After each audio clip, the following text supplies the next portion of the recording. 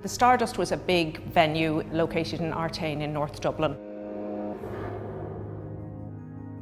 At about 1:40 in the morning on Friday the 13th of February 1981, a small fire was spotted. Within 20 minutes, the whole venue was absolutely engulfed in flames. And tragically, the result was that 48 kids really were killed in that fire. Caroline McHugh, Donna Mahan, James Miller, Susan Morgan, David Morgan, Kathleen Muldoon. I get the impression, speaking to the families, that they feel that for 42 years until these inquests started, they weren't listened to, they weren't respected, their children's lives were seen to not matter. I think the holding of these inquests at all is closure for the families.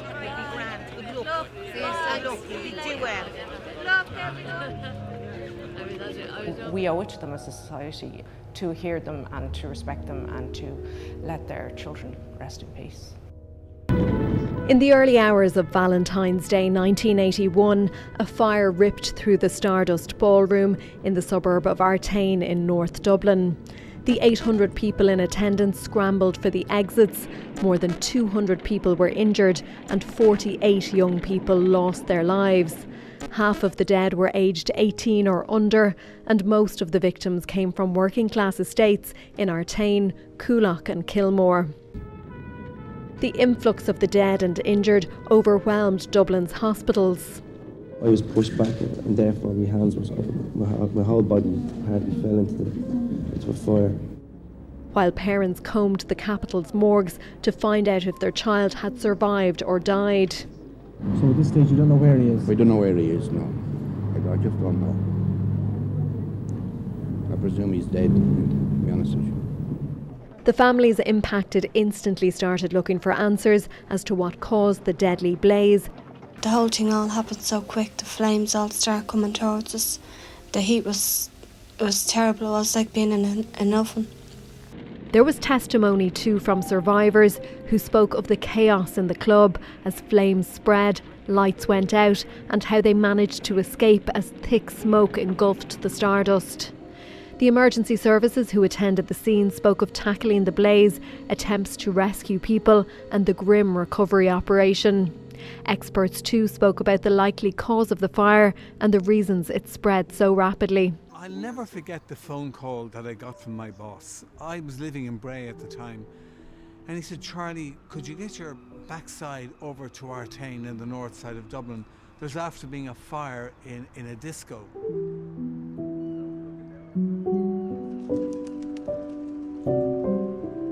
I can remember crossing over the Liffey. I didn't exactly know where I was going, but I passed by the city morgue, and that image will never be taken out of my head. Already there were ambulances arriving there at that hour of the morning. It was freezing cold, and I can remember that the water from the fire hoses that the firemen had been using, it was all frozen. Everything was frozen, and the whole thing was like a dream.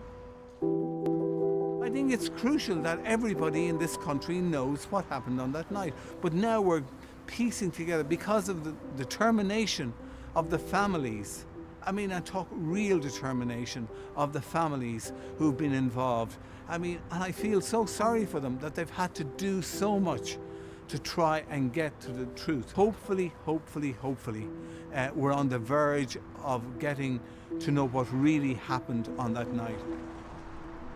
Michael Barrett, Richard Bennett, Carl Bissett, James Buckley, Paula Byrne, Caroline Carey, John Colgan, Jacqueline Croker, Liam Dunn, Michael Farrell, David Flood, Thelma Fraser, Michael French, Josephine Glenn, Michael Griffiths, Robert Hilcock, Brian Hobbs, Eugene Hogan, Myrta Kavanagh, Martina Keegan, Mary Keegan, Robert Kelly, Mary Kennedy, Mary Kenny, Margaret Kiernan, Sandra Lawless, Frances Lawler, Maureen Lawler, Paula Lewis, Eamon Lockman, George McDermott, Marcella McDermott and William McDermott, Julie MacDonald, Teresa MacDonald, Gerard McGrath, Caroline McHugh, Donna Mahan, Helena Mangan, James Miller, Susan Morgan, David Morton, Kathleen Muldoon, George O'Connor, Brendan O'Mara, John Stout, Margaret Thornton and Paul Wade. The park was here back in 1993. This part of the park was dedicated to the tragic lives that were lost in the Stardust.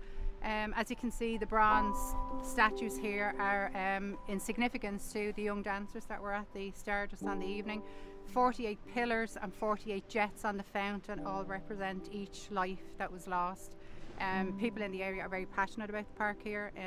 As you can see, it's so quiet and it's a lovely place to reflect, and it's just the wonderful work that has gone in by our Dublin City Council Parks Department has brought this into the fruition and where we're at right now. There's 96 trees that we've planted around the fountain, so there'll be 48 for the victims and 48 for potential partners or partners lost.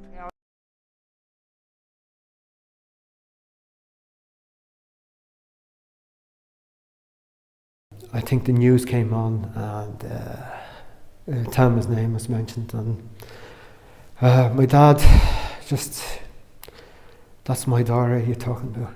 My name is Maurice Fraser. I am the second eldest in the Fraser family. Thelma would have been the third eldest. The family was quite big. We had 7 brothers and 2 sisters at the time of the Stardust.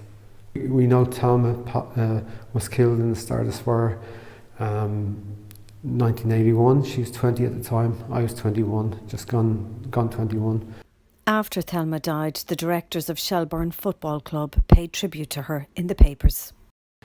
She was a big Shells fan, of course, and she fancied a couple of Shells players as well, so being a teenager. But yeah, night before the fire, I walked her home from work with my friend I was studying engineering at the time. We walked home. We were just down the road in Mount Street, and you know, great chat on the way down. And she's all chat about going out that night, and she's in a rush, so she left me with my colleague, and she ran on home to start getting her makeup on or whatever. Went home then, and she was almost ready to go, waiting on. I think she was meeting Michael in one of the local pubs. Michael was her boyfriend who sadly perished in the fire with Thelma. So she was meeting them in the Vintage Inn in Ringsend, and then heading out to the Stardust.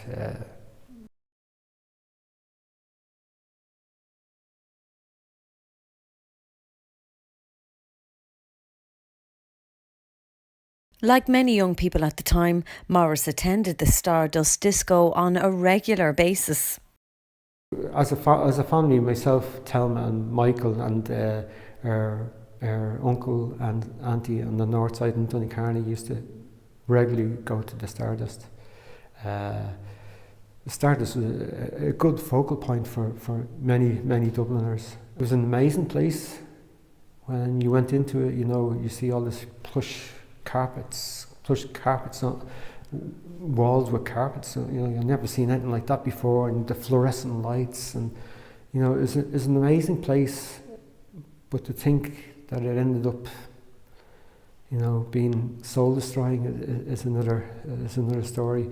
But we would regularly frequent it, and even on New Year's Eve 1980. We went to a cabaret show, and you had the likes of Dickie Rock and Sonny Knowles, mainly for the older people. I was only 21, but still, you know, it was a lovely evening. I was woken up by my dad. My dad normally used to do his overtime in his job on Saturday morning, so he'd immediately turn on the radio in the bedroom, and literally I heard thump thump thump. I said, "What the hell is that?" He was knocking on Barbara's door to see, and Thelma's door to see if she was there. You know, did she make it home? And he didn't hear her. So he came into the boys' room, and obviously I was half awake, and he's saying, the Stardust. I says, what? There's been a fire in the Stardust. So literally, you know, within seconds, up, dressed, and we had a sort of a plan. We had no phone in the house, so our next door neighbour was kindly relaying messages, or she would relay messages to our aunt on the north side. Not the Dorans, but the other Dorans. There's a whole load of people on the north side. But that was the plan. He's going to go cycle around the hospitals, and he sent me and Mark, the other younger brother, out to Donecarney, where our aunt was living, and we stayed there for a while, and then we decided to go up to see the Stardust. And when you go up, you know, this is probably about 9:30, 10 o'clock. There's still people going around with blackened faces. The guards had just put in a cordon, so you couldn't get really far. But you could smell the acrid smell of smoke in the air, the smell of wood burning and things like that. It was shocking, but I think it was probably even more shocking for my dad going around the hospitals. He insisted on doing that, and you know, trying to communicate was horrendous. Like, we didn't have mobile phones back then, and you know, it's just I'm sure my mum was waiting in the next door neighbour's house, worried sick, waiting on the phone call. The guard came out, and he had a brown envelope with a plastic bag, and it was her watch, her rings, her necklace, and I suppose that's when it really dawned on me. Initially, I refused. I said, "That's not hers," you know. And I think the guard was a bit abruptly, and you know, said, "It's from her body, you know. Take it. It is from her body, you know." And yeah, I was in denial. It was a horrible time, but you know, we got on with it, and we had to accept that Thelma wasn't coming home. I think we walked home from the Door Street Garda station, as it was then. I can't remember even. I think we ended up in one of the pubs having one drink. I think in the Lansdowne bar, and you know, I can't remember walking. You know, you're in a daze, and I'm sure my dad and my brother was the same. You know, absolutely in a daze. It was just horrendous that day, absolutely horrendous. Morris also wanted to pay tribute to Michael Farrell, Thelma's partner, who also died that night. He was a total gentleman until my 21st, when he tried to put me. He drove this big truck, and he was a gentleman until then, and he drove this big truck. He said it's a sort of a drainage cleaning, so it had a big water container in the back. And he dragged me out of the house. We're putting you up on that, and me scared of heights, you know, fecker, you know. They were together for about 1.5 years, I'd say. Michael was probably about 4 years old, and my mother was a bit, you know, Thelma's only 20, she's 20, he's 24, he's nearly 30, you know. But you know, my mother idolised him, you know, so did Dad, you know. I don't think we ever went out for a drink as a whole family, but you know, when the inquest book came out, the map was there, and Mum was looking at the map, said that's where all the bodies were. Where was Thelma and Michael? And I think I pointed, I can't remember the exact position, but I said they must have been there, 13 and 14, I think it was, together. So, they died together. Yeah, it's a white lie, but if it helped her, you know, that's. I hope it helped her in some way. That, you know, maybe it did. I don't know. Like all parents of the Stardust victims, Arthur and Kathleen Fraser were shattered. They never recovered from it. Like, I mean, both of them were around 56 when they passed away. My dad passed away in 88 and my mum in 91. But they both passed away at the same age, you know. This is Barbara Fraser. She's Thelma's younger sister. My name is Barbara Fraser. My sister Thelma, aged 20, was killed in the Stardust. I was only 6 years old when she was killed.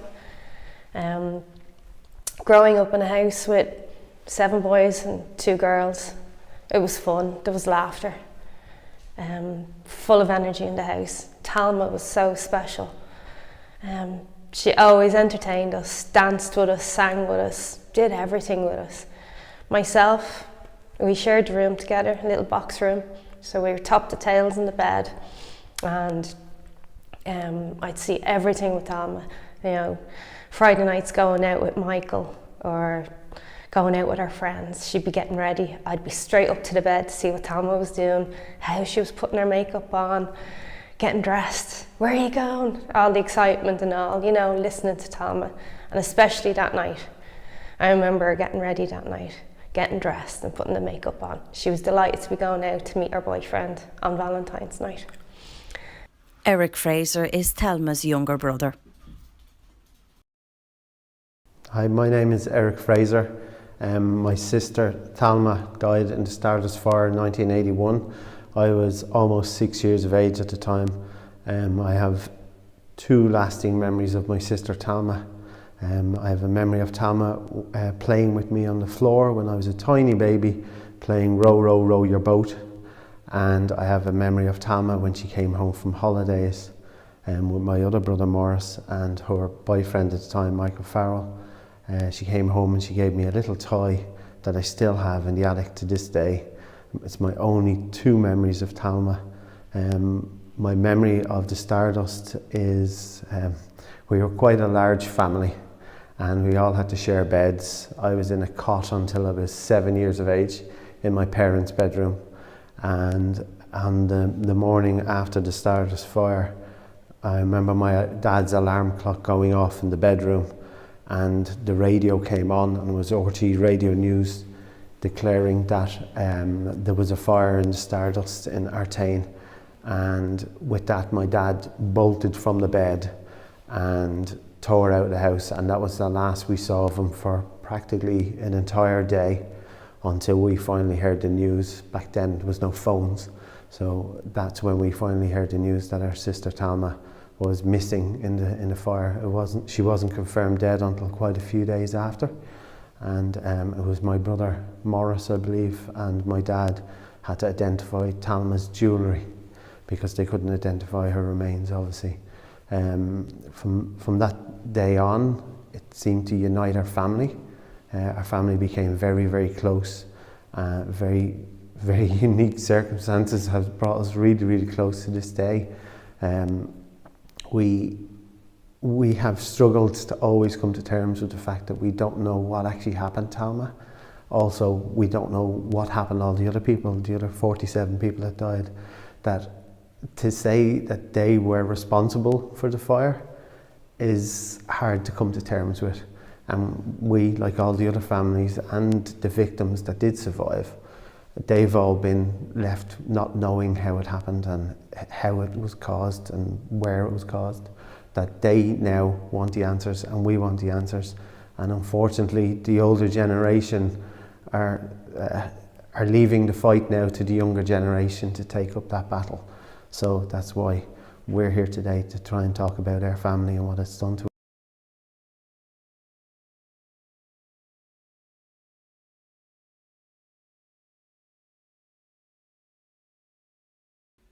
This is Antoinette Keegan, and this is the story of how the Stardust disaster affected her family.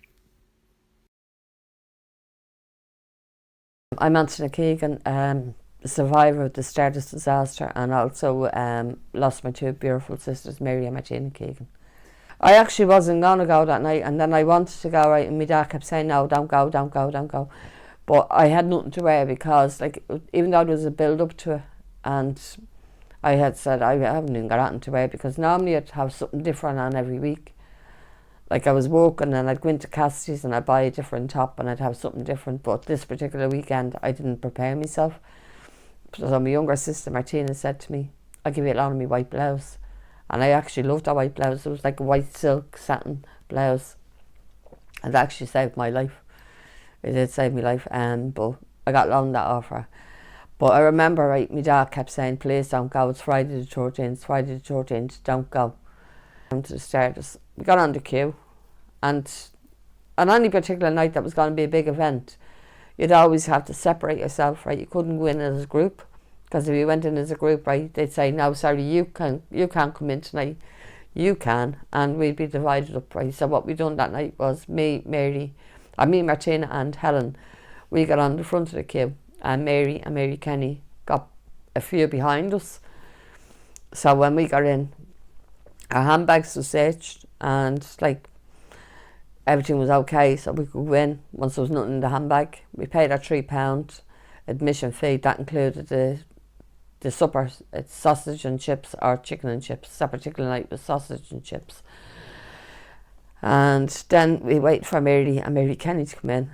And when they came in, then we just went in. Then right, yeah, we decided that we wouldn't put our coats into the cloakroom or our handbags on this particular night, because like the place is going to be packed, and then there'd be a waiting time to get your coat in your bag when the disco competition was over. So when we went in, I noticed it was very strange. Like all the times I've been down there, right, and even my sisters and all, they found it strange, and our friends found it strange that the West Alcove was actually closed off that night, because as you walked in through the main door, right, the West Alcove was on this side, and that was shuttered down, it was closed off. I said, that's like strange, like a big event, like K-Tel competition, right, and they have it closed off. And we went over then to the North Alcove, and we were actually like a Gracie, right, we were sitting beside the toilet, beside the bar, and beside the dance floor. And while we were on the floor dancing, right, we were like, you know, having the usual, like laughing and joking, and then like I noticed the smoke then coming across the ceiling, and I thought the DJ was after letting the special effects off. And then my friend said to me, look over there, pointing to the West Alcove. And I looked over, and there was a small fire, about 18 inches high, that you could have thrown a pint of drink over and it would have put out. And the DJ made the announcement then, he said, right, for everyone to stay calm. There's a small fire, we have it under control. Nobody panic, don't panic. So, like, we thought everything was under control. We grabbed our coats and bags, and for years, right, like my dad said, you should have left your coat and bag, right? But we thought, like, you know, this is our personal stuff, we have to bring it home with us. And like I hold our key was in it, because my dad was working in Cadbury's that night and my mum would have been in bed, so we'd no way of getting in, right? And all these little petty things, right, things that you think are important that weren't important, right? And it was only afterwards, right, that like we said, coat and bag can be replaced. But we were about 6 foot away from the door, and next to all the fire was shooting across the ceiling, and the ceiling was coming down. It was just panic everywhere. As we got near the door, we were about 6 foot away from the door, we were pushed to the ground and everyone was trampling on top of us. I tried to cover my head and all right with my coat, because the flames was coming down on top of us. And I couldn't breathe. And then the next thing I knew, then the music stopped and the lights went out. We were left in pitch dark with fire all around and thick black smoke that you couldn't breathe. It was actually getting into our throat and choking us. Couldn't breathe. And then all I remember then was, right, being unconscious. I was gone, holding on to my sister's hands and my friends, because we decided we'd make a circle, we'll hold on to one another's hands, right, and we'll all get out together. And when I got out then, I was actually unconscious, and then I woke up in a different atmosphere. I was outside and my face was burning up me and my hands was burning. And there was a pile of sand or soil, I don't know what it was to this day, but I remember I just had to put my hands into it, and I kept doing that with my hands and then onto my face and rubbing it in, and it was stinging me, and I was screaming. Then I seen an ambulance man coming down, and he says, come on, you have to go to hospital. And I said, no, I can't, I have to get Mary and Martina. Where are they? He said, everyone's out, they're all out, they're gone to the hospitals, you have to get in the ambulance. So I got into the ambulance, and I remember the ambulance, there was loads of people sitting on this side and loads sitting on this side, and I was the last one to get in. And I remember, like, the journey to the hospitals, it felt like it was never ending. Going to different hospitals, and to be honest, I was only 18 at the time. I couldn't even identify the hospitals. All I knew was the ambulance men knew where they were going. I didn't even know there was that many hospitals in Dublin. But each hospital they went to, there was a portrait outside and the hand was going like that. They say they're full. At the time, Annette had no idea that while she had been rescued, her two sisters tragically had died in the Stardust fire with 46 other young people. I kept saying, I told my dad, look after them. But I didn't look after them. Where are they? And I felt so guilty. Then my man and dad came in, I don't even know what time it was. And they walked straight past my bed. And I kept going, trying to call my mum, I couldn't even talk. And they passed me 3 times. Walked back and forth. And I was saying, they don't even know who I am. And I'm calling them. And then they came over. And they went over to a doctor, and I seen the doctor pointing over to me. And then I see my man and dad looking at me. And I knew by their face, right, that it wasn't a good sight for them. And I said, I said, don't talk. Because she was being told after the doctor, right, that my lung had collapsed and the other one was very severely damaged. And that if I had been told any bad news, I was going to go into shock. And I just kept saying to me, Ma, Miss Mary, she's grand, she's in the matter. Tina, I said, and she goes, she's in the mid. They're okay, they're fine. And this went on for 2.5 weeks. John Keegan is the eldest boy. Up until today, he's never spoken about the Stardust disaster. My name is John Keegan, and my 2 sisters died in the Stardust fire. Mary and Martina. Ansel was injured, and I was refused on the night. And thinking back, sometimes I just can't. I can't give it much thought, actually. I think to survive, I had to sort of block it out of my head, and just don't remember. I remember all the good years with the sisters, all right, but part of me changed that night, and I was just trying to survive. That's basically it.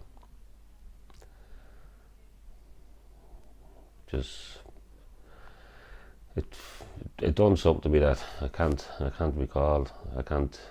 Memory went. Suzanne Keegan is the youngest girl. My name is Suzanne Keegan, and I lost my sisters, Mary and Martina Keegan, in the Stardust. Martina was 16 and Mary was 19, and my life hasn't been the same. It's like a big explosion. It just turned our lives upside down. And I never got to be with my sisters, and I lost my dad at a young age. And my family's all broken apart. And it's just through the government. They haven't done nothing for us. And what we want is justice now, because my dad has fought and he lost his life, and the government said that men don't stress. My dad died of stress because he was fighting for justice. And my ma lived the legacy. She said that she would keep on going on and fight for me dad and for my sisters. And now we're still fighting, and we're going to fight on till we get justice. Why they died and how they died, and who has to pay for the justice for killing 48 lives. And that's what we want. I lost my childhood. It's all our family, we all lost our childhood because our life was around the Stardust. And it's never going to be the same. We struggle each day.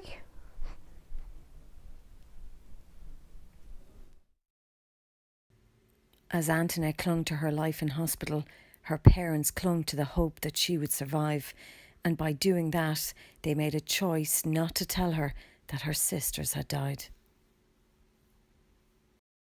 Sitting in the chair that Monday, right, and I had been anointed 3 or 4 times, given the last rites, and a priest came in, and all the time that my mum and dad was coming up, they were changing from their funeral clothes into their ordinary clothes after burying their 2 daughters on the 18th of December or the 18th of February.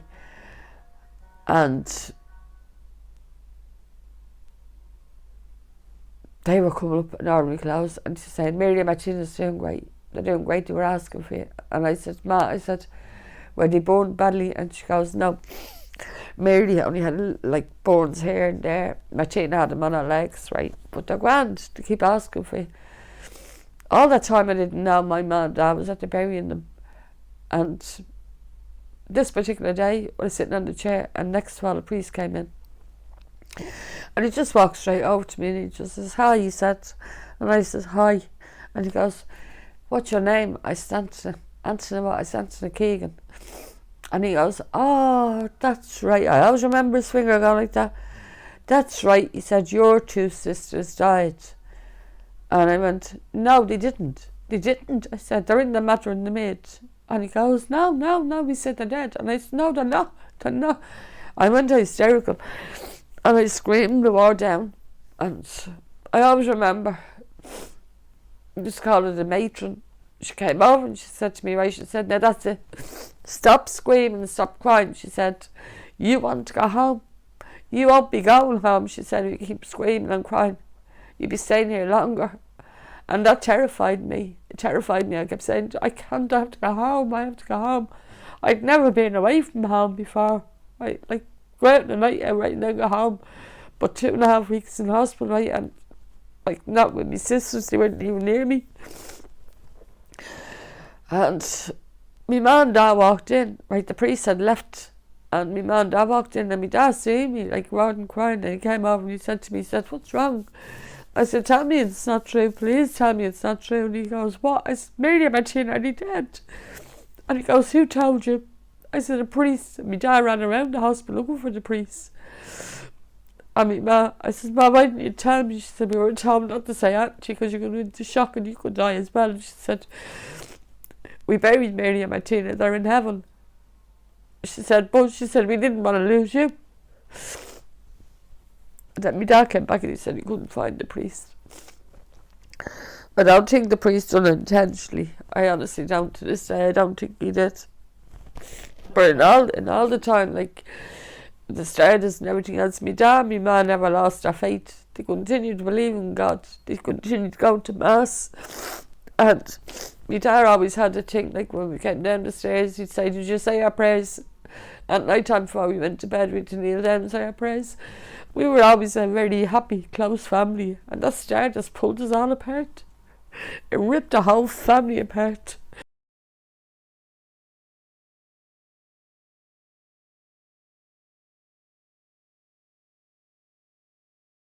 The night kicked off great. It was great bit of laugh and great joviality in the place, and we were sitting down having a few drinks with a few friends and up dancing as you do, you know. Back then I could dance, so I could shake a leg. But so yeah, and then suddenly there was an announcement made that there's a small fire in the premises. Don't panic, you know, everything's under control. And within minutes of that, everything was out of control because bouncer came in, lifted a shutter, and the fire that was behind the shore, because of lots of air came rolling out as a big ball of flame. So he just dropped the fire extinguisher, the bouncer, and ran, and then the whole place collapsed into darkness. Well, I had ran, when I seen a man lifting the shutter, I'd ran out and I was in the hallway, about 2 feet from the front door. But I turned around and I seen two friends of mine, and I seen them panicking, going nowhere, so I just turned back in to grab them and drag them out, and I threw them into the hallway, and then I fell over a handbag or a coat. To this day I don't know which one it was, but I fell and then everybody ran over me. And then when I did try and get to my feet, I kept getting knocked down, and eventually I crawled, and I realised that I'm going the wrong way, because I was on carpet, but now I had a wooden floor in front of me. I realised I'm going back towards the dance floor, so I'm going the wrong way, but I could breathe down there. That's where I got a breath of air. So I could breathe there, and once I got that breath of air, I kept moving, and then there was lots of debris falling down on top of us and stuff. So I eventually got to a back door, and I heard people kicking, so I jumped up and started kicking with them, and then the chain and the lock bust open, and then we all fell out the back, and that's how I got out. Yeah.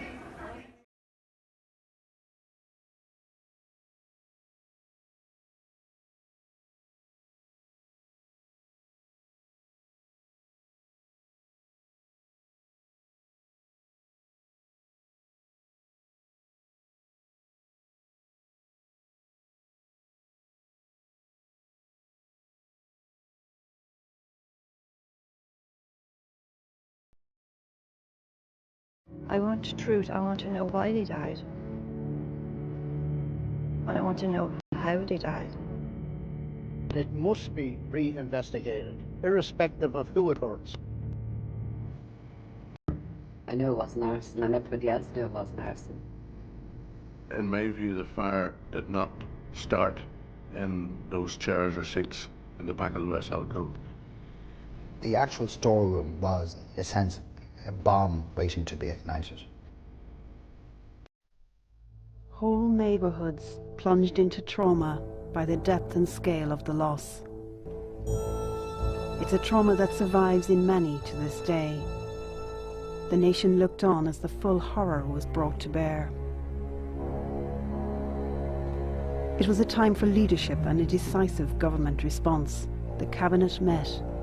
The Fianna Fáil Ardèche was halted.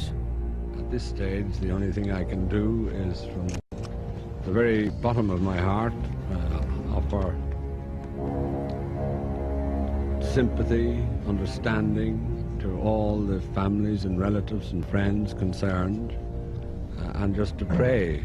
Within hours, the rumour had spread that arson was the cause, a rumour given substance by the manager and owner of the Stardust, Eamon Butterley. The truth is out. The truth of what happened in there that night. Now, I cannot, so I know certain things, the police know certain things, there are witnesses to know certain things. Well, are you yourself, in your own mind, ruling out the question of it being malicious? No. Do you think it's possible? Very possible. The government moved quickly, announcing a tribunal of inquiry the day after the fire, and confirming that reports of arson had reached the cabinet.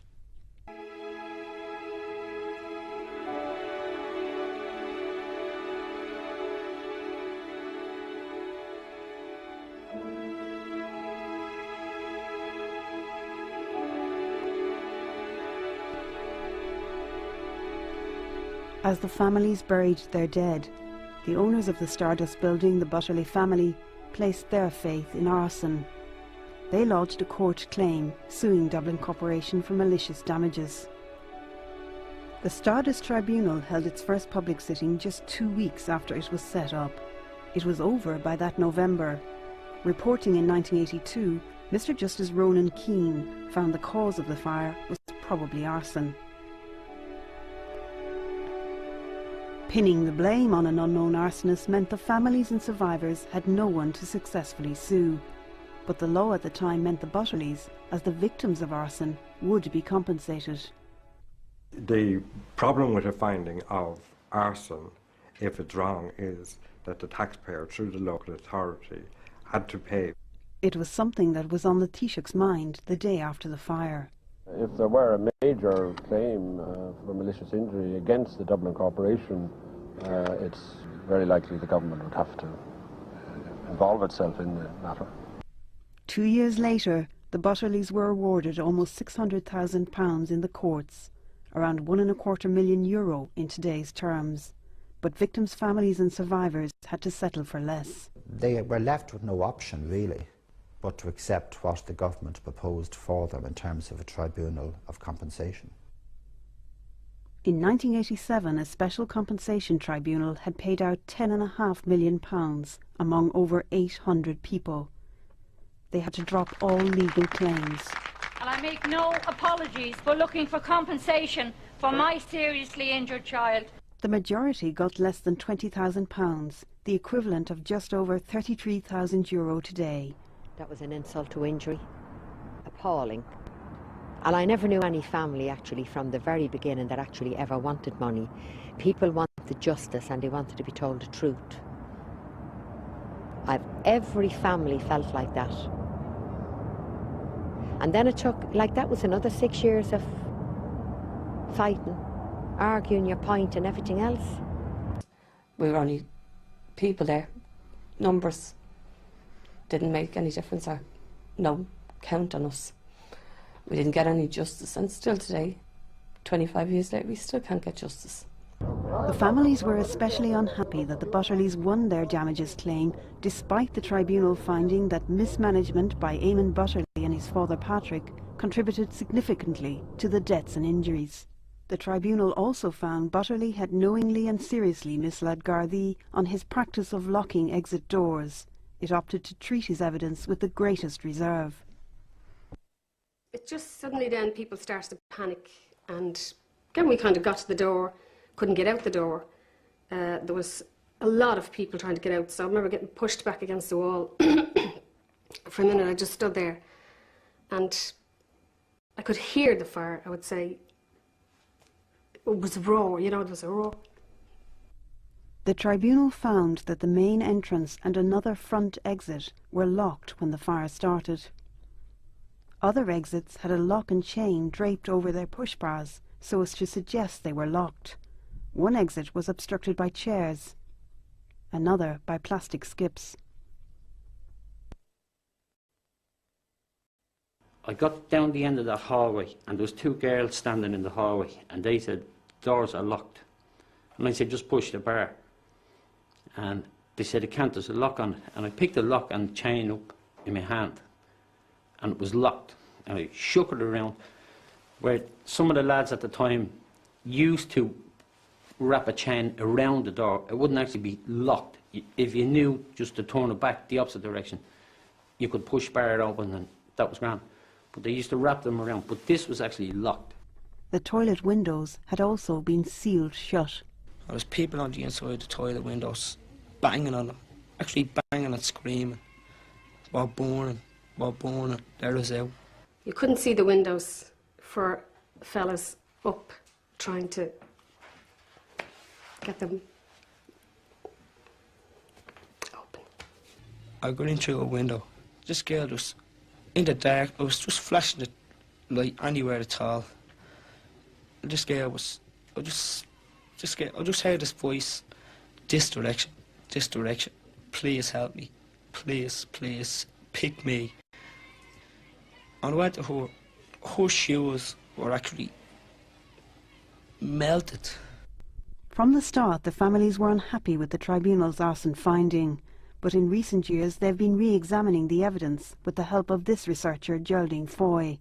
They first took it to two fire consultants, one a former Dublin chief fire officer. The final proposition put forward and convinced on all the evidence that that's wrong. The families then brought their evidence to this man, one of the world's leading fire scientists, Professor Michael Delichatias. His judgment is that the families' claim that the tribunal got it wrong needs to be taken seriously. It based its conclusions on wrong evidence, okay, and not complete understanding of how the fire grows. The Stardust was a big cabaret venue. It began staging discos in 1980. The tribunal concluded that the fire probably started here, beside the main bar, in empty seats in the west alcove. The alcove had tiered seating and tables rising to the back. On the night, it was screened off. According to the tribunal, someone probably slashed the seating here and set it alight, or lit newspapers on or under the seats. It believed that the fire then spread from the seats to the ceiling, and thick black smoke appeared in the alcove. The blaze then rapidly spread over the dance floor. The ceiling began to collapse. According to the tribunal, it was only then that the fire broke through the roof. This finding, that the fire started in seats and spread to the roof rather than the other way around, was crucial. If the opposite had been found, it might have led to a different conclusion on the cause of the fire. But it was a theory that in fact took hold very quickly. For the moment, the police are satisfied that the fire did start in that corner over there. The basis for this view was the first sightings of the fire by people inside. It started where people said it started. Which is where exactly? In the cordoned off area. The cordoned off area. So at that stage there was only two seats blazing? Two seats blazing at the back, yes. A lot of smoke coming from them, but there were definitely only two seats blazing. But the evidence of other witnesses flatly contradicts this. One was a barman, P.J. Murphy. He tried to tackle the flames. He told Primetime that he felt a monstrous heat coming from the ceiling. He gave evidence that he saw burning material coming from above. He still stands over that. And he said he was always positive that the fire started up in the ceiling. Tribunal experts tried to recreate the fire with newspaper and a match. Today's experts say the tests didn't match the Stardust reality. The results were impressive, but it took over 13 minutes for the fire to grow to this, and only with the help of more paper. And unlike the Stardust, the ceiling didn't collapse. Now, the test clearly showed that the seats burning, the flames only went 6 to 8 feet high. The ceiling did not disintegrate. None of the witnesses who were shown the footage of the tests agreed that in any way the test fire corresponds to what they saw on the night. Just shortly after I got back onto the stage, screen went up and fireball across the ceiling, basically, and that was it. And then mayhem broke out. In my view, the fire did not start in those chairs or seats in the back of the west alcove. I believe the fire was above the people's heads, above the suspended ceiling. The new theory is that the fire started in the roof space and was raging above the dancers' heads long before it was spotted on the seats. The first recorded sighting inside was at 1:41 a.m, but several witnesses outside say they saw the fire earlier. In order to accept the tribunal's conclusions that the fire was arson and that it was started in the west alcove, there's a whole series of evidence that has to be cast aside, which the tribunal accepts as factual in their findings. There's the outside witnesses. Alan Buffini, whom the tribunal accepts as an accurate time, sees flames going to the roof at 1:28. Anthony Paschetti was watching the fire with Alan Buffini on the night.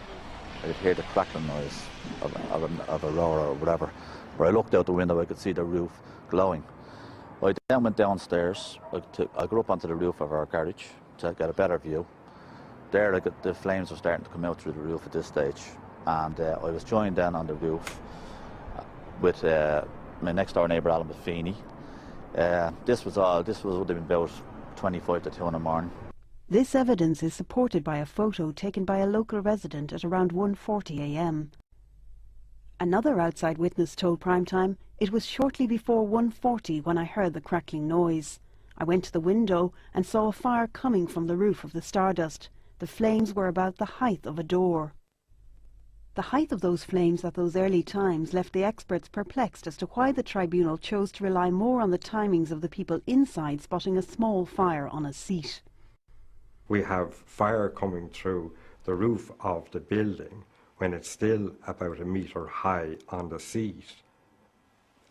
That doesn't seem logical. If you'd piled all the seats in the middle of the floor, like you would do at a Halloween bonfire, the flames would not go to 36 feet. But not everyone is impressed by that evidence. The tribunal heard from a battery of expert witnesses, one of them this man, fire scientist David Tucker. He was engaged by Dublin Corporation. His opinion has never changed. My view is that somebody probably did slash the seat and set fire to it. Do you think that it's possible that people would have seen flames that they describe as the height of a door, or another witness the height of a house? No, I don't think it can be possible. It requires the asbestos cement roof to shatter to allow flames to get out, and that will make a loud noise. And I would have thought that somebody inside the Stardust would have heard that, if that had happened. So in order for your theory to be right, the outside witnesses' timings have to be wrong? Yes, in that they, I don't believe, can have seen flames through the roof before about 1:45. But the theory that the fire started in the seating faces another major hurdle. One of the few people seated just in front of the west alcove was Linda Bishop. Shortly before 1:33, she felt a sudden change in heat. Heat that couldn't have come from a small fire spotted in seats well behind her 8 minutes later at 1:41. It was a cold night, and like I say, went in, and probably because I never bothered to get up to dance around and just stayed cold. We're saying, like, we're freezing. I was there to go, freezing. And the bouncers passed by a couple of times and say, is there any chance to turn the heating on, you know? Any chance to turn the heating on? And then, like I say, at a certain stage then, I just felt suddenly warm, and I looked at my watch and said, no way, they're not turning the heating on now. It's 1:30. Actually, it was 1:33. Somebody bought me a digital watch for Christmas. I remember the light went on. It was 1:30. That's how I just remember that so clearly. But we were saying, they're turning the heating on now. It's nearly time to go home, you know. And that's, after a few minutes then, my friend said, come on, we'll get up and dance. Well, it didn't worry her at the time, because she then went on to have a dance. So it wasn't something which concerned her at that time. I don't know whether her watch was actually accurate, but I think it's possible that the fire may actually have been burning at the back of the west alcove at that time. So for somebody to tell me about 15 minutes later there was a small fire up there and I was feeling warm from it doesn't make sense to me. That's not the kind of sudden warmth I felt, you know. Professor Delichatsias believes the tribunal missed the significance of evidence of witnesses like Linda Bishop. He believes that if the fire started in the seating behind her, she would have smelled smoke. If the fire had started this way, as I have pointed earlier, then the Linda Bishop, what's her name, would have smelled the smoke but before, long before feeling the heat. So this is not a valid conclusion anymore. The family's doubt about the tribunal team's finding of arson in the alcove has another source. It's the tribunal report itself. Mr. Justice Keane admitted that there was no evidence to indicate arson. As the families considered how the fire could have started in the roof space, they began to focus on a lamp projection room and a storeroom close to roof height. They now believe the tribunal seriously underestimated the significance of these rooms. In particular, they say the tribunal appears to have been unclear on what was in the storeroom and how flammable its contents were. For that volume of combustible materials to be in a concealed place is just, you know, in many ways beyond belief. So what was in the store? A Garda statement merely mentions roller towels, detergents, washing up liquid and toilet paper. The tribunal report adds kitchen towels, drums of cooking oil and aerosols. In fact, a detailed list of the contents of the store was provided to the tribunal by the Butterleys. It included gallons of floor wax and table polish and large quantities of other flammables. But the list was never entered into evidence, and it was sent months after the reconstruction tests were carried out. The experts believe the tribunal never appreciated just how potent a fuel load was in there. I would be firmly of the opinion that the storeroom contents were significant and had a major impact on the development of the fire within the roof void of the Stardust building. Were you ever given a copy of that list or made aware of its existence? No, I was never given a copy of this list, but the items on the list are things which I would have expected to have been present in the storeroom. They were aware that the storeroom had some combustible material, but they were clearly unaware of the extent of that. The actual storeroom was in a sense, a bomb waiting to be ignited. Primetime asked Professor Delichatius just how flammable some of the storeroom material was. Oh, these are very flammable. I mean, I don't want you to test it at home, but they're very flammable. Okay, they can easily ignite if they are overheated, without flame, even. Without flame? Yeah, if they're overheated, they can ignite without flame.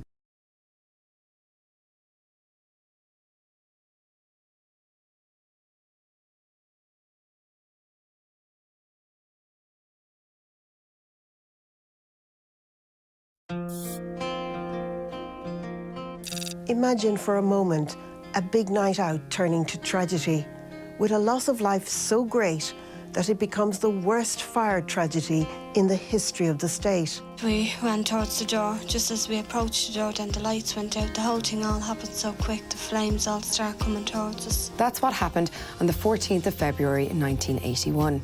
48 young disco-goers died at the Stardust nightclub in Artane, in the north of Dublin. Around 20 to 2 in the morning, flames were spotted coming from a closed-off area.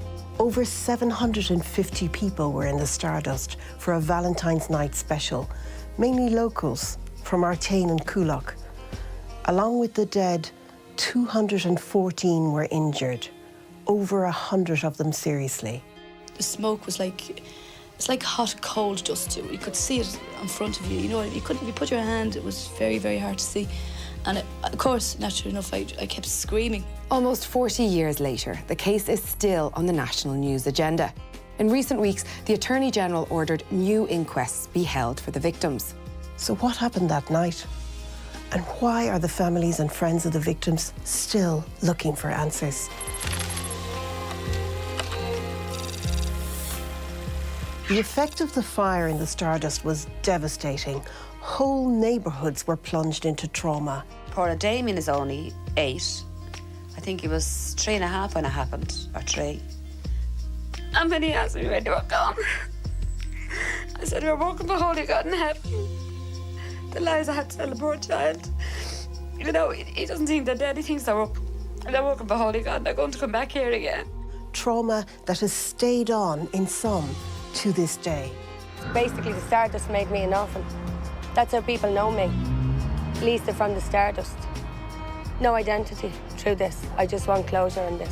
A tribunal of inquiry found that mismanagement by the owners, Eamon Butterley and his father, Patrick Butterley, had contributed significantly to the deaths and injuries. There was 2 girls standing in the hallway and they said, doors are locked. And I said, just push the bar. And they said, it can't, there's a lock on it. And I picked the lock and the chain up in my hand, and it was locked. It found that other exits had a lock and chain draped over the push bars so as to suggest they were locked. One exit was obstructed by chairs, another by plastic skips. The toilet windows were also sealed shut. There was people on the inside of the toilet windows banging on it, actually banging and screaming, while burning, there was out. You couldn't see the windows for fellas up trying to get them open.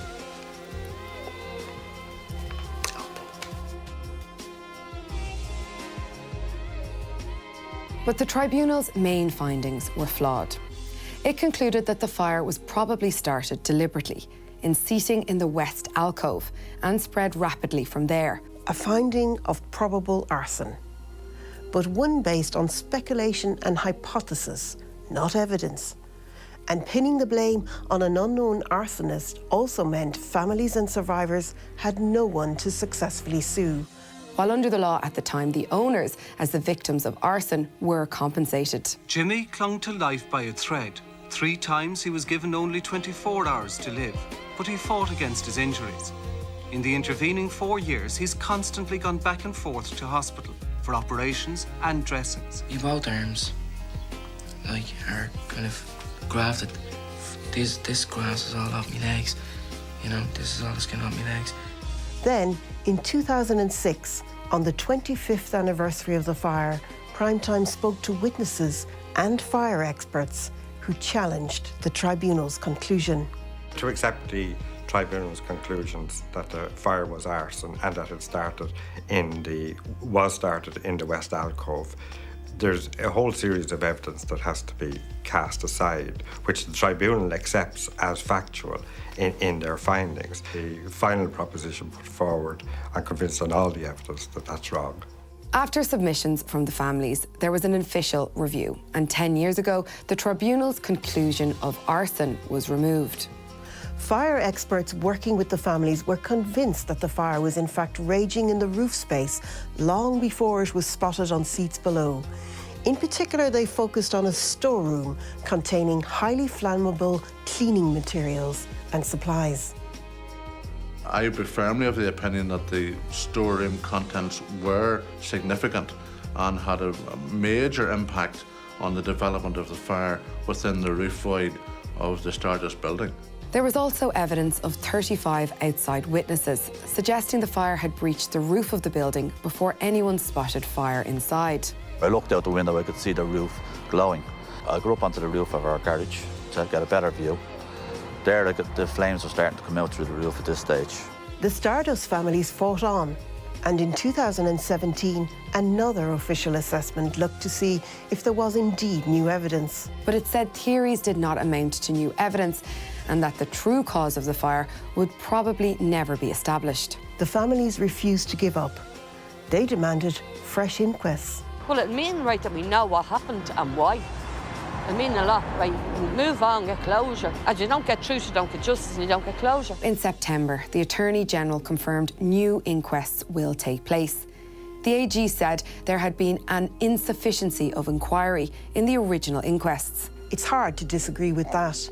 5 of the 48 bodies were unidentified for years, until in 2006, one of them, a young man, was identified just by a close read of the records. Of the 5 unidentified, 27-year-old Murty Kavanagh was the only one who had a dental plate. There was only 5 people that were unidentified, and one of them wore a denture plate, and that was my brother. And that was overlooked. I just think it's very shoddy. I felt really angry. We could have had some kind of closure that, you know, put flowers or some kind of marking that he had lived, and he was part of this human race. The Attorney General's announcement of new inquests brings fresh hope for the families of victims that finally, after almost 4 decades of trying, truth will be told. Inquests by law are just about getting the medical cause of death. They're not about apportioning blame. However, they are about finding out when, where, how, and in what circumstances those 48 young people died. And they are held in public. So in many ways, they may represent the best hope so far that the truth will finally come out.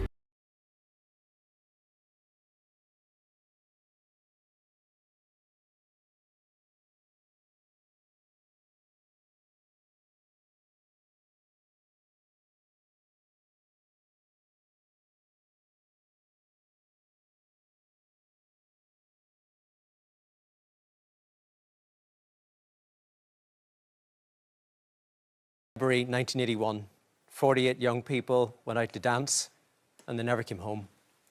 How their lives were taken from them remains one of the most heartbreaking chapters of modern Ireland, and the loss suffered by their families remains raw to this day. On top of that, their loved ones have also had to fight for over 40 years for something many of them knew all along, the truth about how they died. Yesterday, that wrong was put right, and I'm delighted to say that we are joined by 2 women, like so many, who refuse to give up. Would you please welcome Antoinette Keegan and Selena McDermott. Well, Friday the 13th, February 1981, we were all very happy and looking forward to a great night going out. There was myself, my sister Mary, she was 19, my brother John, 17, and my sister Martina, 16, all getting ready to go to the disco competition, the K-Tel disco competition. Remember my father that night, he kept saying to us, please don't go, it's Friday the 13th. And I kind of just we be grand, I'll look after them. And we got ourselves ready, and on any particular night going to the Stardust, you'd always have to separate yourself from going in when you were going in, because if you were in a group, they would actually refuse some of us. So that particular night, I think it was Mary and Mary Kenny went in first, and then we were way behind on the queue, and then we got in. We paid our £3 in, and that was the admission fee, plus your supper, which was sausage and chips that night. And Mary didn't drink, and Martina didn't drink, Mary Kenny didn't drink. Myself and my friend Helen, we got a glass of harp at the bar, and we sat down, put our coats and bags there. We said we wouldn't put them into the cloakroom because it was going to be a very, very busy night. So we left them beside us. We got up then and were dancing on the floor and just meeting people that we knew from school and from like friends of ours that was all up there. Well, it was shortly after the disco competition was over, we were back on the floor dancing, and I just seen the smoke drifting across the ceiling. I thought it was dry ice from the DJ, the artificial smoke. And then my friend said, look over there. And when I looked over, there was a small fire on the sea, would have been about 18 inches high. And the DJ made the announcement. He said for everyone to stay calm. There's a small fire here and everything is under control. So it looked as though it was a fire that would have been controllable, that would have been able to put out. But as the fire was getting bigger and the bouncers was trying to put out, the back walls start going up in flames, and then the ceiling start collapsing in the West Alcove. That's when it started getting serious, and the DJ made another announcement then for everyone to make their way to the nearest exit. Tell us a wee bit about them. Well, when we were told to make our way to the nearest exit, we went to exit 5, and there was a lot of people there trying to get out of it, and they couldn't get out. So we made our way to the next exit, which was exit 4. And as we were about 6 foot away from the door, with the panic of everyone pandemonium, everyone trying to get out, we were pushed to the floor. But we said we'd hold on to each other's hands so we'd all get out together. So I was holding on to Martina's hand, and Mary was holding on to her hand as well, and Mary Kenny, and my other friend Helen. So we were on the floor, people were trampling on top of us. The whole ceiling was coming down, the fire was all over the place, the lights went out, and all you could see was thick black smoke. You couldn't breathe, it was choking your throat. The whole place was in flames, and just like the heat was intense. It was horrible. Your throat was burning, the thick smoke was choking you, and you couldn't breathe. And then the ceiling started collapsing then, just at the area where I was. My last words was, I just went unconscious, and I remember my last words was, oh God, help us. And then I was gone, unconscious. It was a busy house. I'm the youngest of 8, so it was just a busy household. And my eldest sister lived 2 doors up from the family home. She still lives there. And then my other sister, Breed, she lived in Raheny with her husband. And then there was myself, my sister Louise, Willie, George, and my brother Jim. We were still in the house, living at home. And so like Willie was 22, George was 18, and Marcella was 16. So, yeah. And your parents knew that George and Willie had gone, yeah, but they didn't know. No, they didn't. No. Marcella had gone. No, they knew that Willie wasn't going to go to Stardust, but he changed his mind at the last minute. And he said, sure, feck it, Ma, I might as well go, sure. They're everybody's going from the Crescent and in Edenmore and all, And then that was grand. And then George was definitely going because he had a date. And later on, then we recently had found then after through the years that the date was Kathleen Muldoon, who also died in the fire that night. He had met her in town beforehand, and she was training to be a nurse in Dublin. And so they had their big date, in the Stardust. My mother had bought him a new red shirt for the date. So, and then Marcella, God love her, she had told a little white lie, which we all do, like we've all done it, and told my parents that she was babysitting with a few of her friends. But she told me not to tell them that she was actually going to the Stardust. And I hid her clothes in a bag and her jeans in a little laneway. We called it the Alio, you know, it was the Alio, a little lane adjacent to the house. So I hid her bag of clothes.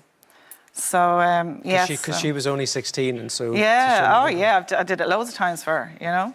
And because she'd bring me into the Dandelion Market and buy me like pin badges for bands and stuff like that. I was always with her, you know, so, yeah. Really, really very overwhelming.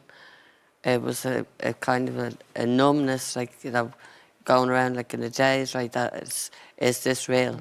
We finally got it. It was fantastic getting on lawful killing because firmly believed that should have been done back in 1982 at the very first inquest.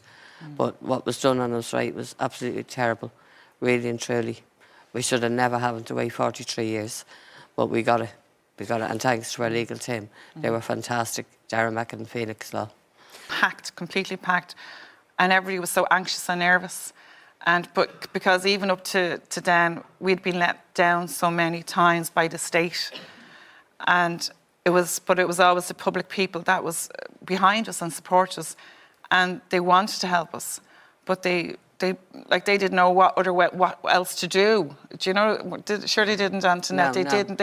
They were, and that's why in the Truth campaign, that was their way of signing the cards to say, no, look, it's not just these people; it's the people of Ireland that are behind us, and that's when, like, you know, we couldn't be ignored then from the people of Ireland speaking for us as well, you know.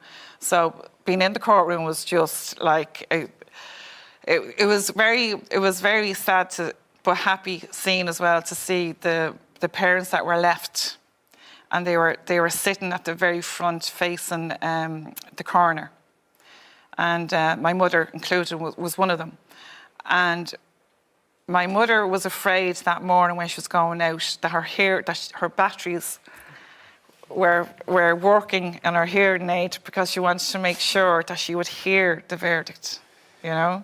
And she heard the words that she heard wanted. it. And when we just seen her head and her shoulders going down onto the table, and she cried so much, it just came from inside and it just poured out of her. You know? And with the passing of time, so many parents and so many family members who didn't get to see that Exactly. day. Yeah. What would an apology from the state mean to you and the rest of the families, Selena?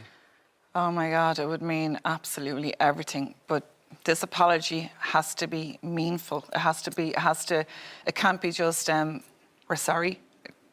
It has to be very, very, very carefully thought out and for it to be delivered to the families, and, you know, and also to the survivors as well, you know.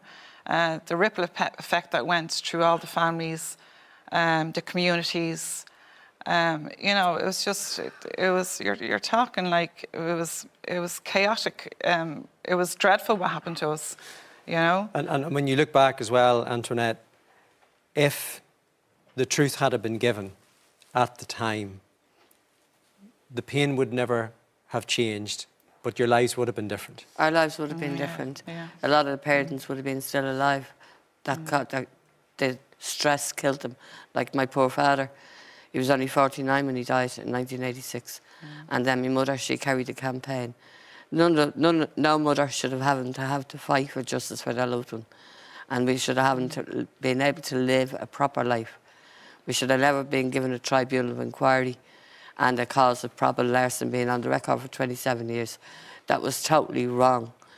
48 victims became insignificant to this Irish state, and they're only being acknowledged now because we fought so hard to get what we got yesterday, and the truth has been told. Michael Barrett, Richard Bennett, Carol Bissett, Jimmy Buckley, Paula Byrne, Caroline Carey, John Colgan, Jacqueline Croker, Liam Dunn, Michael Farrell, David Flood, Thelma Fraser, Michael French, Josephine Glenn, Michael Griffiths, Robert Hillock, Brian Hobbs, Eugene Hogan, Marta Kavanagh, Martina Keegan, Mary Keegan, Robert Kelly, Marie Kennedy, Mary Kennedy,